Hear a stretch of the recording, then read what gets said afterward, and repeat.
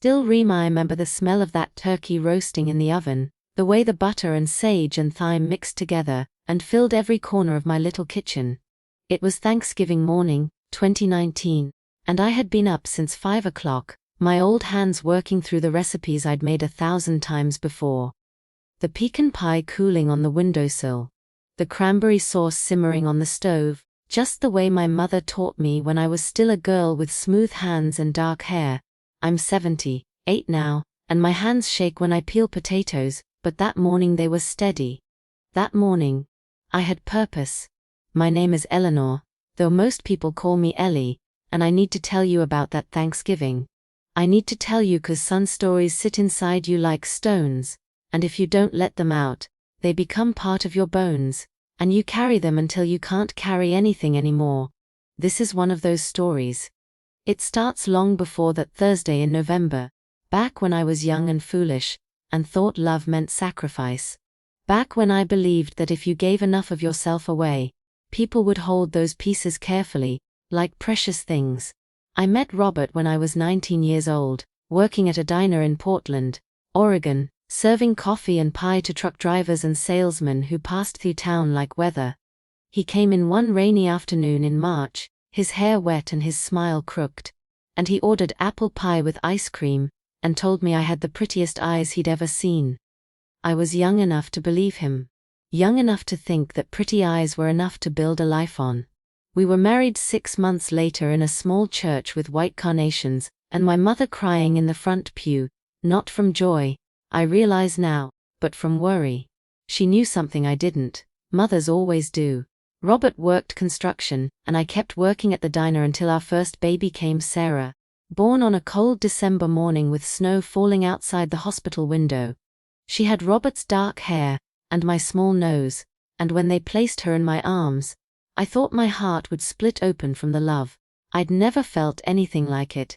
It was bigger than romantic love, deeper than anything I'd known. It was the kind of love that changes your cellular structure, that makes you understand why mothers run into burning buildings. 2 years later came Michael with his father's strong jaw and my stubborn temperament.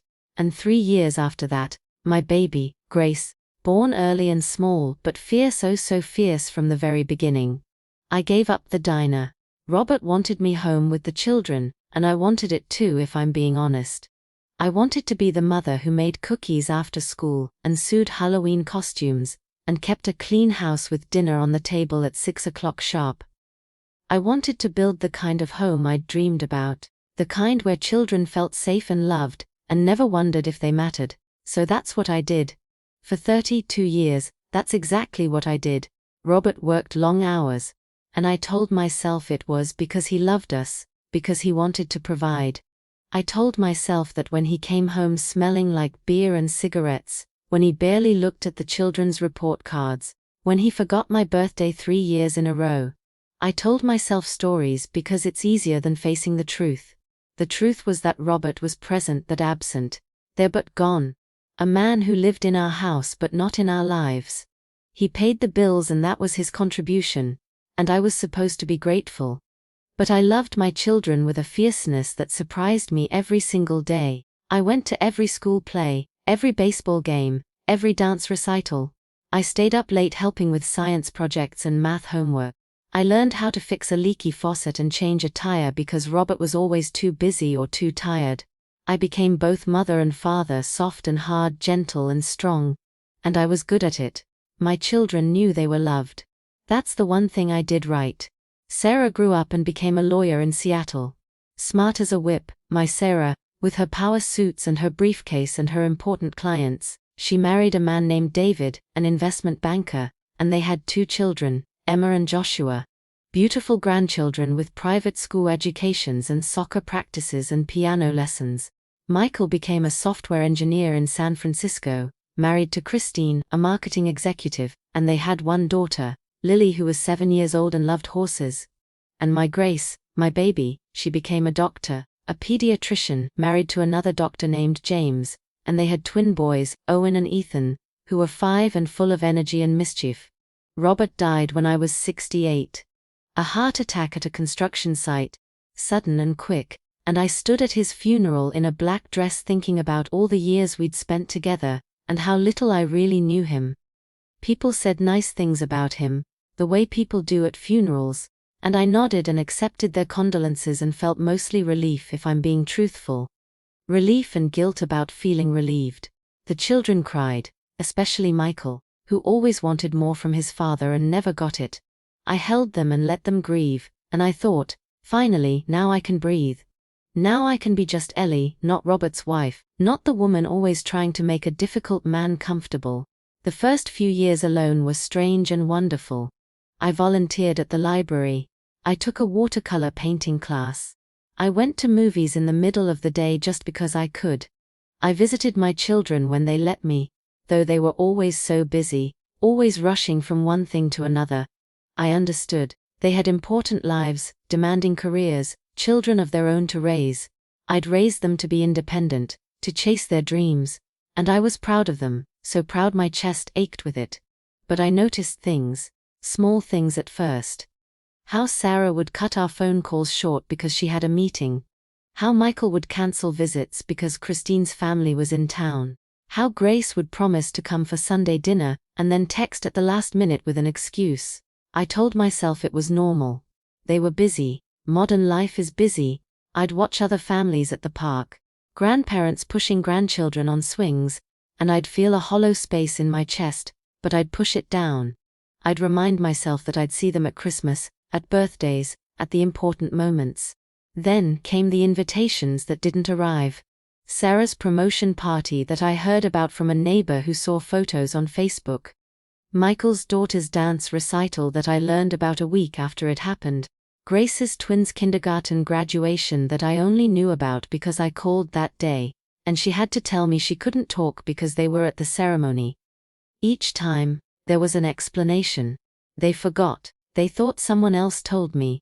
The invitation must have gotten lost in the mail, even though nobody sends paper invitations anymore. Each time I said it was okay, I understood, don't worry about it. Each time, the hollow space grew a little bigger. I started to feel like I was disappearing. Like I was becoming optional, an afterthought, a box to check on holidays. I'd see my friends with their children and grandchildren. Big Sunday dinners and family vacations, and I'd wonder what I'd done wrong. Had I loved them too much? Not enough? Had I been too available, too eager, too much myself? I'd lie awake at night in my empty house, in the bed I'd shared with Robert for all those years, and I'd replay my life like a movie, trying to find the moment where I became irrelevant. But I never said anything. I smiled when they called. I sent birthday cards with checks inside. Thoughtful Christmas presents I'd spent months choosing. I liked their photos on Facebook and commented with heart emojis. I played the part of the happy grandmother who understood that everyone was busy. Because what else could I do? Complain. Make them feel guilty. I'd rather be forgotten than be a burden. That's what I told myself. Then came October of 2019. Sarah called, which was unusual. She usually texted. Her voice sounded strange, careful, like she was reading from a script. She said that this year, for Thanksgiving, they were thinking of doing something different. Just David's family. His mother hadn't been well, and they wanted to spend the holiday with her. I said, of course. I understood. Tell her I hope she feels better. My voice was steady. I'm good at steady voices. After we hung up, I sat in my kitchen for a long time, watching the light change through the window. Michael called 2 days later. They were going to Christine's parents' house in Napa Valley. It was going to be their year with Christine's family, he explained. You understand, right, Mom? They alternate years. Next year, definitely next year. I said yes, of course. Have a wonderful time. I meant it. I did. Grace called last. My baby. I thought surely Grace would invite me. We'd always been close, Grace and I. She was the one who used to crawl into my lap even as a teenager and tell me her secrets. But her voice was apologetic and firm. James's parents were hosting, and they'd already made the plans, already bought the turkey for their family count. Plus the twins were in a difficult phase, and having too many people around made them overstimulated. Maybe we could get together the weekend after. For lunch, just the two of us. I said yes to that too. Yes to everything. Yes, with a smile in my voice that none of them could see through the phone. After Grace hung up, I sat in the silence of my living room, with the photographs of my children and grandchildren smiling at me from every surface, and I felt something crack inside my chest. Not my heart inside, something deeper, the foundation I'd built my whole life on. That night, I barely slept. I stared at the ceiling and thought about all the Thanksgivings I'd hosted, 27 of them in this house alone. The dining room table extended with leaves, extra chairs borrowed from neighbors, the good china my mother had given me, serving dishes crowded with food I'd spent days preparing. The children running through the house, the adults laughing in the living room, the feeling of abundance and family and love that made all the work worth it. I'd done that, I'd created that, and now, in 1 year, they'd all decided to do something different. All 3 of them. Different families, different traditions, different mothers. For a week, I moved through my house like a ghost. I watered my plants. I did crossword puzzles. I watched game shows with the volume too loud. I told myself I was being ridiculous. They were allowed to have their own lives. I wasn't entitled to their time. I was healthy and independent, and I should be grateful for that. But gratitude felt hollow. Gratitude didn't keep you company during the long evenings. It didn't call to check in. It didn't remember your favorite flower, or ask how you were sleeping. Then something shifted inside me.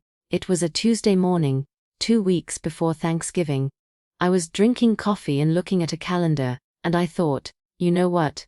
I'm going to cook Thanksgiving dinner anyway. I'm going to do everything exactly the way I always have. I'm going to set the table with the good china and make the turkey, and the stuffing and the sweet potato casserole, and the green bean casserole and the cranberry sauce and the rolls and the pies. Everything. And I'm going to call my children and tell them that dinner will be served at 2 o'clock, and they're welcome to come if they'd like.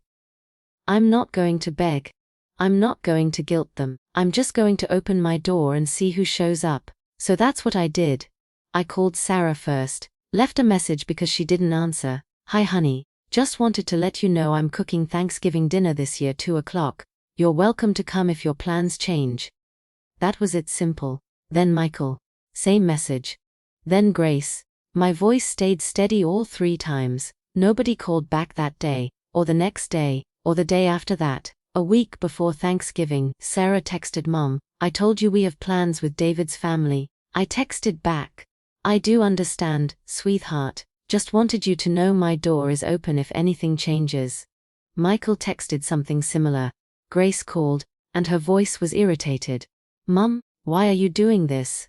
Are you trying to make us feel guilty? I told her no, I wasn't trying to make anyone feel guilty. I was just cooking dinner. She sighed heavily and said she had to go. The twins were fighting over a toy. I went to the grocery store the Monday before Thanksgiving.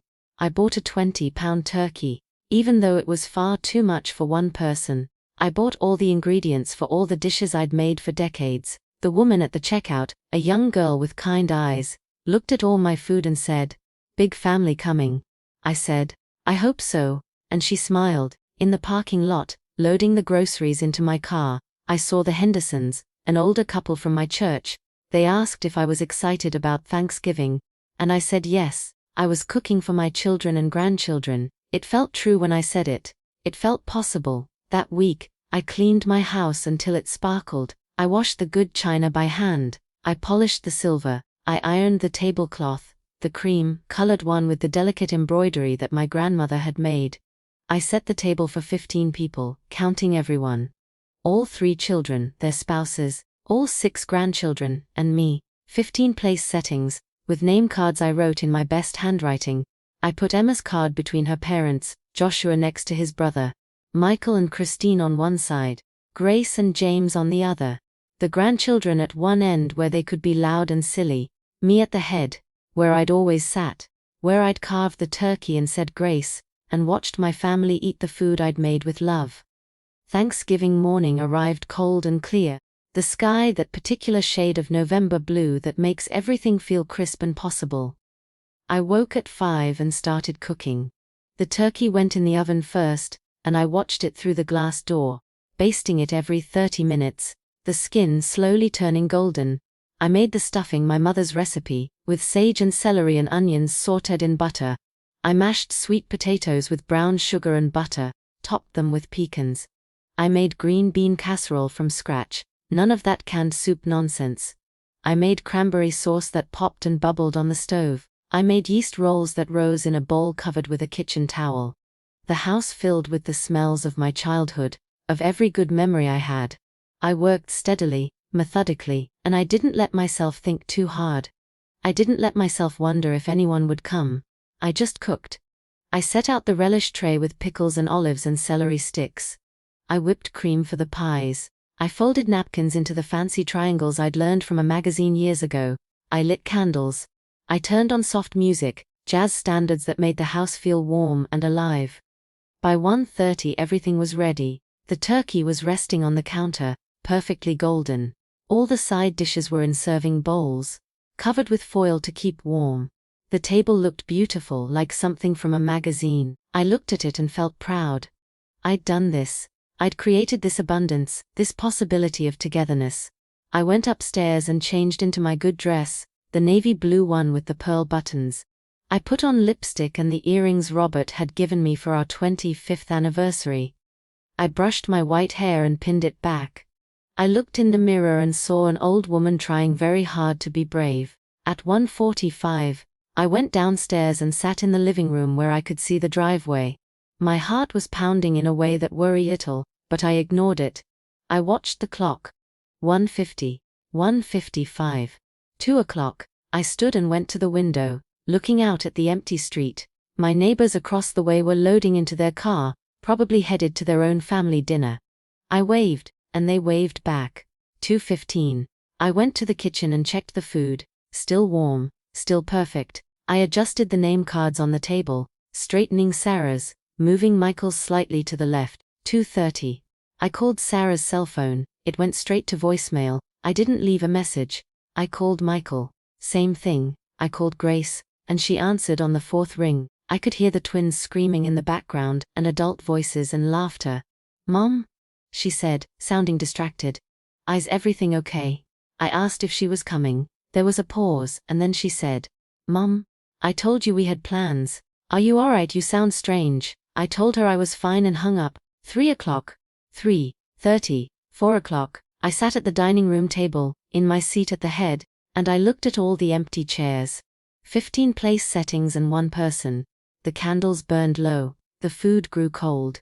The light through the windows changed from afternoon gold to evening purple. I should have felt something. Anger maybe. Devastation. But I just felt empty. Hollowed out. Like someone had reached inside and scooped out everything that made me me. At 5 o'clock, I got up and started putting the food away. I wrapped everything carefully, labeled containers, filled my refrigerator and freezer with enough Thanksgiving dinner to last me until Christmas. I blew out the candles. I gathered up the name cards, and I don't know why, but I put them in a box in the hall closet instead of throwing them away.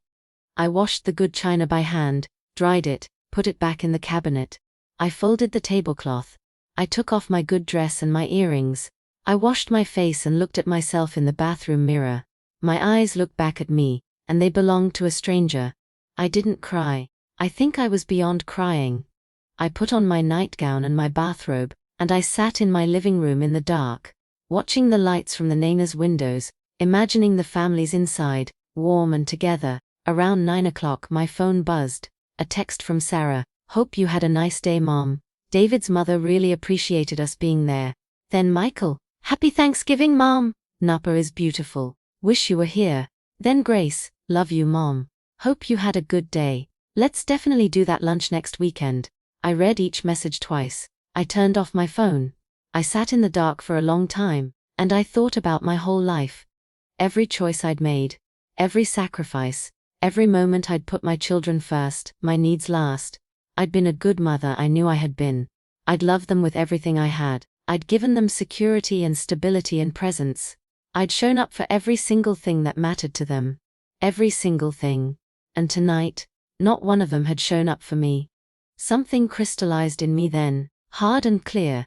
It wasn't anger, exactly, it was clarity. I saw the pattern I'd spent decades creating. I'd made myself so available, so accommodating, so understanding, that I'd taught them I didn't matter.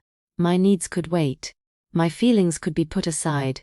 I'd never asked for anything, never demanded anything, never expected anything, and so that's exactly what I'd gotten. Nothing. They loved me, I'm sure they did. But they loved me the way you love an old piece of furniture. Reliable, always there, not particularly interesting or important, just part of the background of their lives. I didn't sleep that night. I sat up until dawn thinking. When the sun came up on Friday morning, I got up and made coffee, and I made a decision. I wasn't going to call them. I wasn't going to text. I wasn't going to like their photos or comment on their posts. I wasn't going to send birthday cards or Christmas presents. I wasn't going to be mean or dramatic. I was just going to stop. Stop reaching out. Stop being available. Stop being the one who maintained the relationship. I was going to wait and see how long it took for them to notice. It was an experiment in a way. A sad, desperate experiment. Days passed, then months. Christmas came and went. I spent it alone, reading a mystery novel and eating soup. My phone didn't ring. New Year's, Valentine's Day, spring. Not a single call. A few texts here and there, random things. Sarah sent me an article about gardening in March. Michael sent a photo of Lily in April. Grace sent a funny meme in May.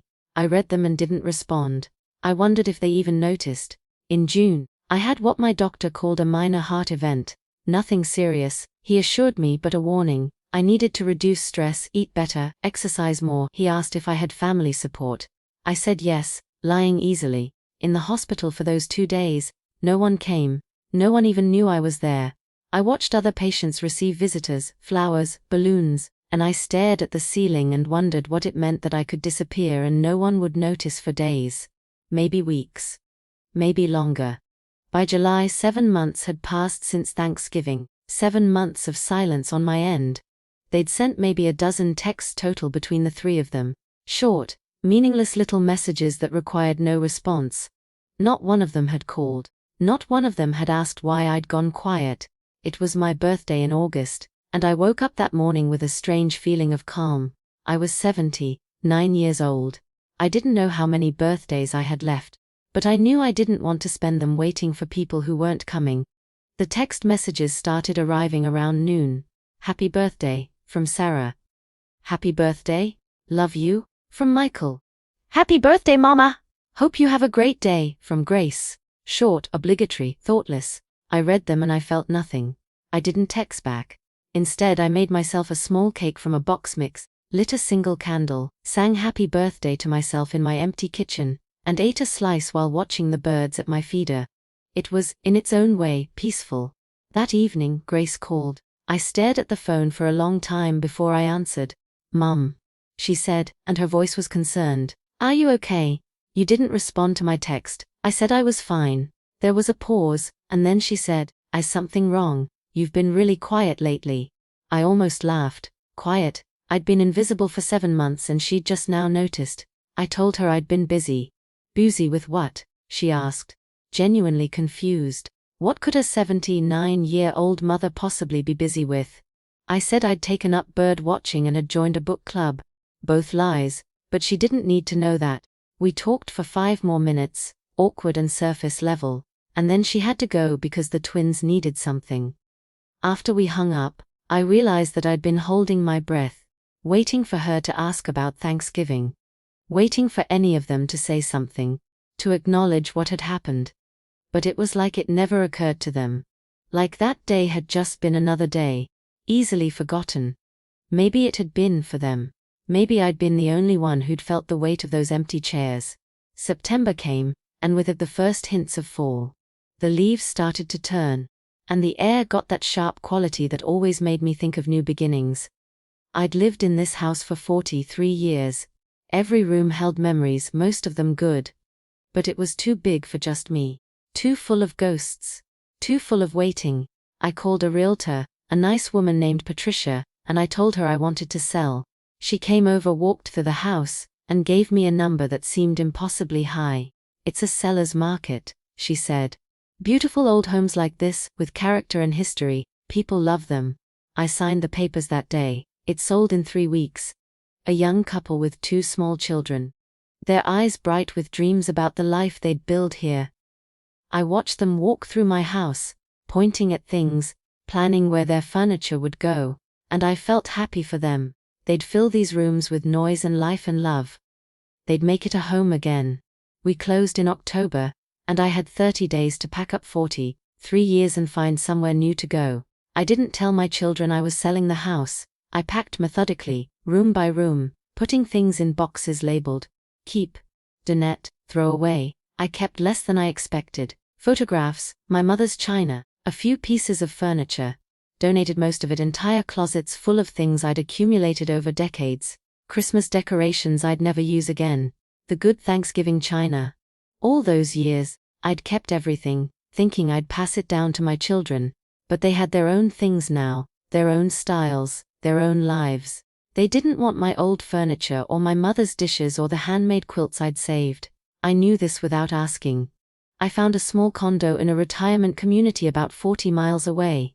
2 bedrooms, a balcony with a view of a pond, maintenance included.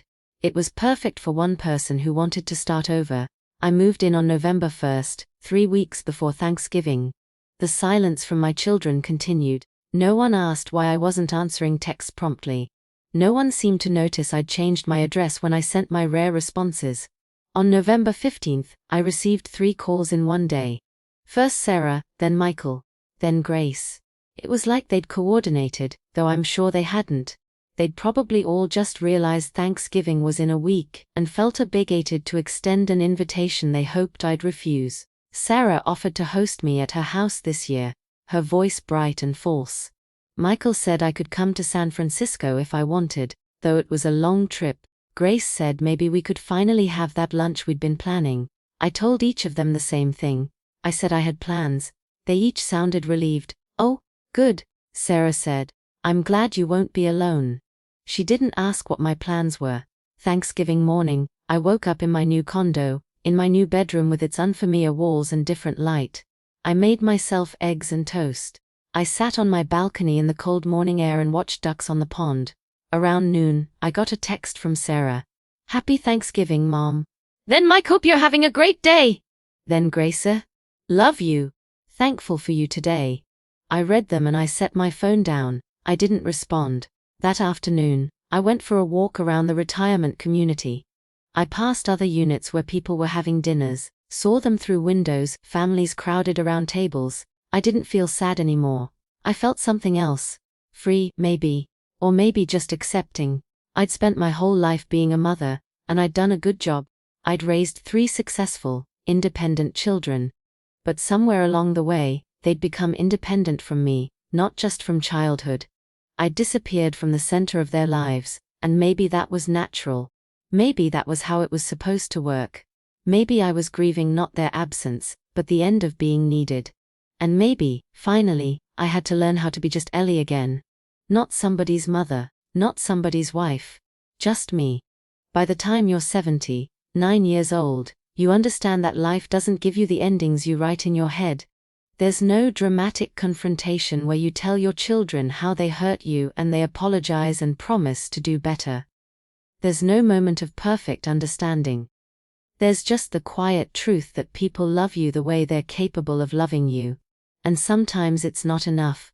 And you have to decide if you're going to spend your remaining years waiting for them to change, or if you're going to build a life that doesn't require their presence to feel complete. I chose the latter. It's lonely sometimes, but it's honest, and after a lifetime of telling myself stories, honesty feels like relief. I arrived at Thanksgiving in 2019 but no one came, and I've been arriving ever since, learning how to show up for myself the way I always showed up for them.